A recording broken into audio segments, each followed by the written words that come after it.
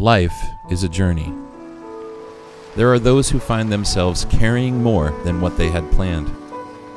Daily relentless pain, confusion, discomfort, and heartbreak are unwanted travel companions.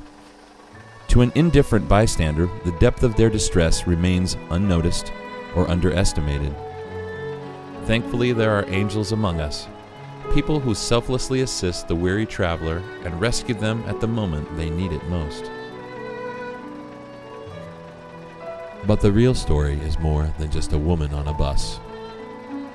Tina Laganegro began experiencing the symptoms of Parkinson's disease when she was just 25. She shared her incredible struggle and the life-altering surgery she received. I have this disease and it's not going to go away, it's going to get worse. I wouldn't leave my house for days because I'd be afraid my medicine would turn off. I lost contact with friends.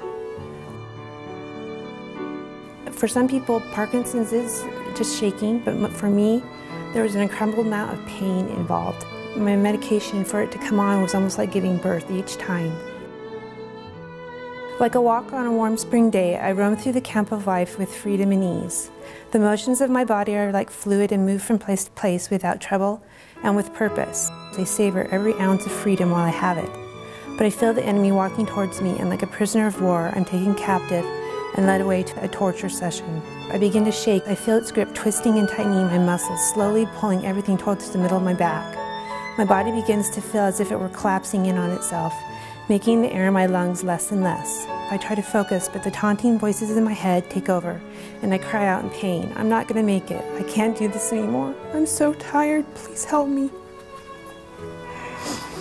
I toss and I turn to look for a comfortable position, but there are none, and I soon break down in sobs. And then click. Just like that, my body falls into stillness, and I begin to breathe, breathe, breathe. Once again, I move freely and with ease, and I begin to smile. So that was my life about every 3 hours.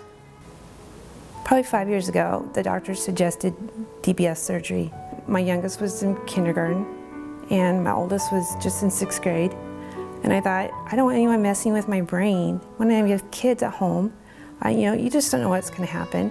My last resort was to try these supplements instead of taking medication. And I was so desperate for them to work that I didn't realize I was killing myself basically in the meantime.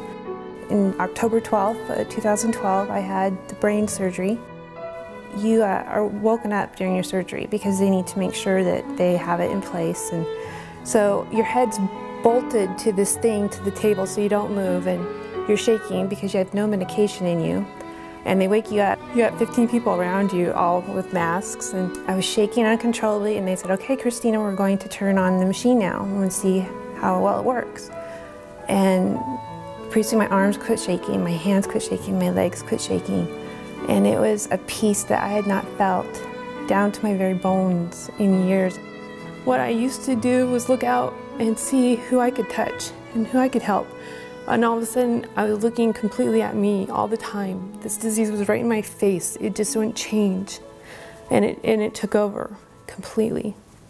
I was treading water out in the middle of the ocean, And so now, at least I'm in a lifeboat, and I still have struggles, but I'm not surviving for my life. There's a gift of giving, I believe, but there's a gift of receiving also, because it blesses those who are giving to you. And so it's a very humbling position to receive from people constantly. It's not like it's just the burden of sickness. It's the burden of everyone that brings you a meal, everyone that takes your kids and runs them on errands, everyone that comes to clean your house. You feel like that's a burden to everybody because you used to do all that. Once I figured out how to accept people who want to help you, rescue you, I'm not surviving for my life, I'm living my life. Life is a journey. For some, the burden they carry is great, while others pass by unaware of the depth of their pain. It's been a journey of so many deep sorrows, but when you come out of the sorrows, you can look back and you realize what you learned through them and what they change, and it's been a journey.